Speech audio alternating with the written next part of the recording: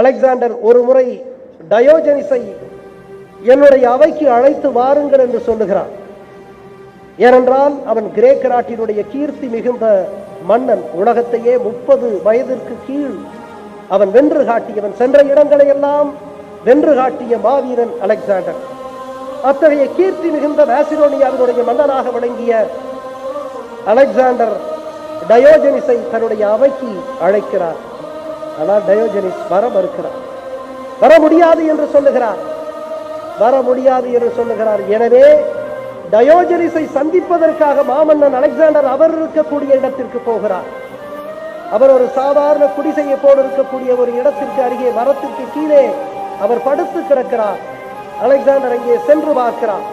அங்கே சென்று பார்க்கிற பொழுது யார் அங்கே வந்திருக்கிறது என்று டயோஜனிஸ் இருமாப்போடு கேட்கிறார்.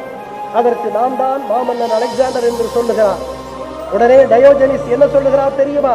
கொஞ்சம் சற்று தள்ளி நில், சூரிய ஒளி என் மீது படுகிறது, அதை தடுத்து விடாதே, சற்று தள்ளி நில் என்று ஒரு ஊழியரை சொல்லுவதைப் போல டயோஜனிஸ் மாமன்னனை பார்த்து சொல்லுகிறார். அது எப்படி சாத்தியம் தெரியுமா? டயோஜனிஸுக்கு இருப்பு என்று எதுவுமே இல்லை. அவன் திருவோட்டை மட்டும்தான் வைத்திருந்தான்.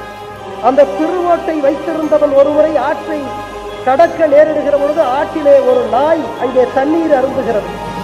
தண்ணீர் அருந்துகின்ற இந்த நாயை பார்க்கிறான் டயோஜனிஸ். அங்கே பார்த்தவுடன் அவனுக்கு ஒரு கோதிவர புத்தனுக்கு எப்படி ஞானம் வந்ததோ அதுபோல டயோஜனிஸுக்கு ஞானம் வந்தது. எனக்கு இந்த திருவோடு இருக்கிறது, ஆனால் இங்கே இருக்கக்கூடிய நாய்க்கு உணவருந்துவதற்கு அது கூட தேவையில்லை, எனவே திருவோட்டை தூக்கி எறிகிறேன் என்று சொல்லிவிட்டு அவன் துறவியாக புறப்படுகிறான்.